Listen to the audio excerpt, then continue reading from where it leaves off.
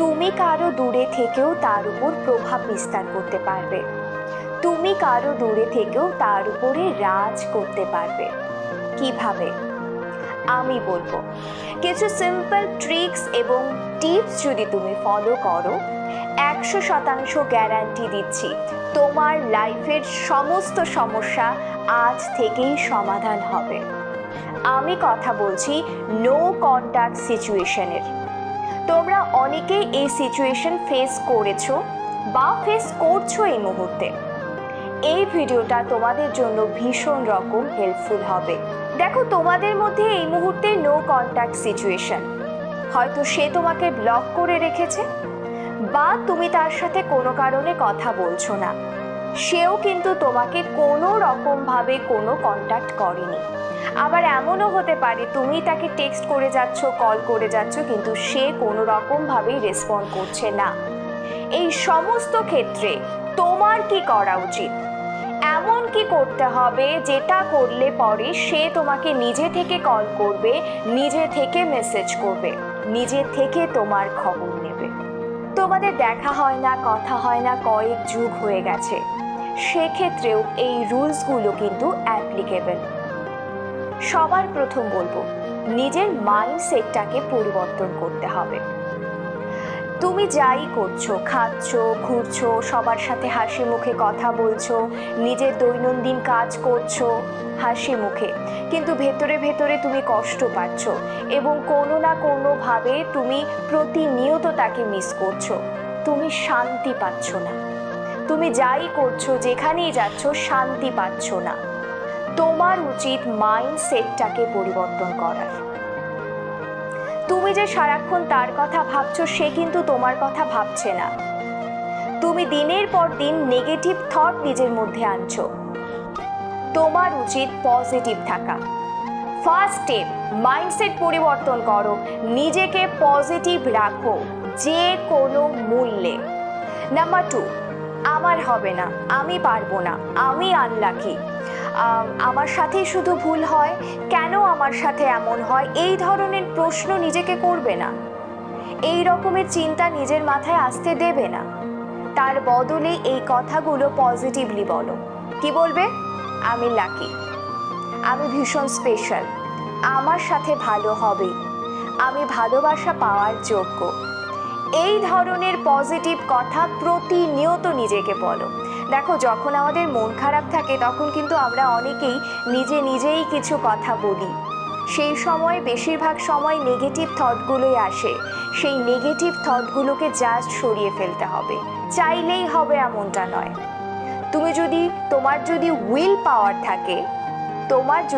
Will পাওয়ার থাকে তাহলে কিন্তু তুমি যে কোনো নেগেটিভ থটকেও পজিটিভ থটে বদলাতে পারবে। প্র্যাকটিস করো।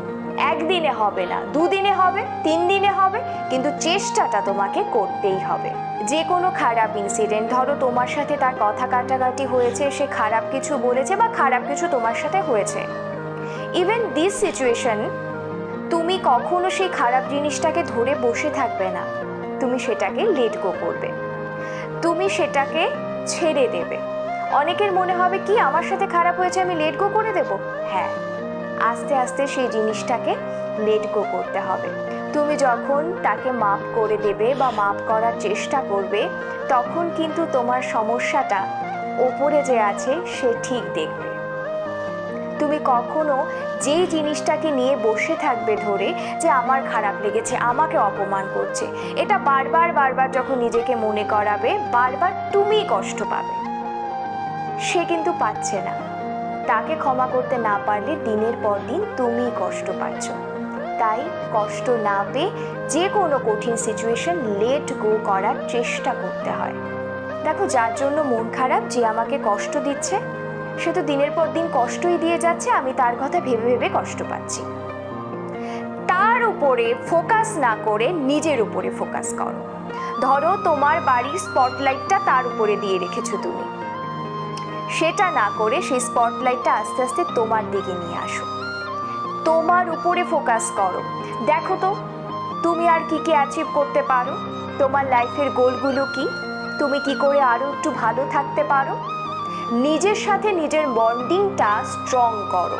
যখন নিজের সঙ্গে নিজের বন্ডিংটা স্ট্রং হবে, তখন তুমি আস্তে আস্তে ডিট্যাচমেন্ট শিখে যাবে। তখন তুমি নিজেই নিজের মধ্যে খুশি থাকতে শিখে যাবে। নাম্বার 5 এবং ফাইনাল স্টেপ, যেই মুহূর্তে তুমি ডিট্যাচমেন্ট শিখে যাবে, যেই মুহূর্তে তুমি সেলফ লাভ শিখে যাবে, যেই মুহূর্তে বুঝে যাবে যে তোমাকে হ্যাপি থাকার জন্য কারো করুণার দরকার হবে না, কারো হেল্পের দরকার হবে না, কারো কলের দরকার হবে না, সেই মুহূর্তে সে তোমার জন্য পাগল হয়ে যাবে। এটা আমি বলছি না, এটা ল। যেই মুহূর্তে তুমি তার উপর থেকে অ্যাটেনশন সরিয়ে নেবে, সেই মুহূর্তে সে তোমার জন্য পাগল হয়ে যাবে। যে নো কন্ট্যাক্ট সিচুয়েশনেও আছে, সে বাধ্য হবে তোমার কথা ভাবতে। নিজের ভাইব্রেশনটাকে হাই করতে হবে, নিজের এনার্জিটাকে হাই করতে হবে। মন খারাপ করে চুপ করে এক জায়গায় বসে থাকলে এটা পসিবল না।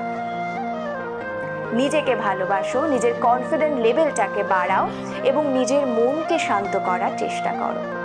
সে তোমাকে নিজে থেকে কন্ট্যাক্ট করবে, তুমি যদি এই সমস্ত জিনিস ফলো করতে পারো। আজ আমি তোমাদের সাথে ভীষণ ডিফিকাল্ট এবং ইন্টারেস্টিং এবং তোমাদের জন্য হেল্পফুল এমন একটা টপিকে ভিডিও বানালাম।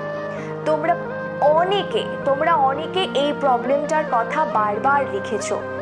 এটা একটা স্থায়ী সমাধান হতে পারে যদি তুমি এই ট্রিক্সগুলো, এই টিপসগুলো ফলো করো।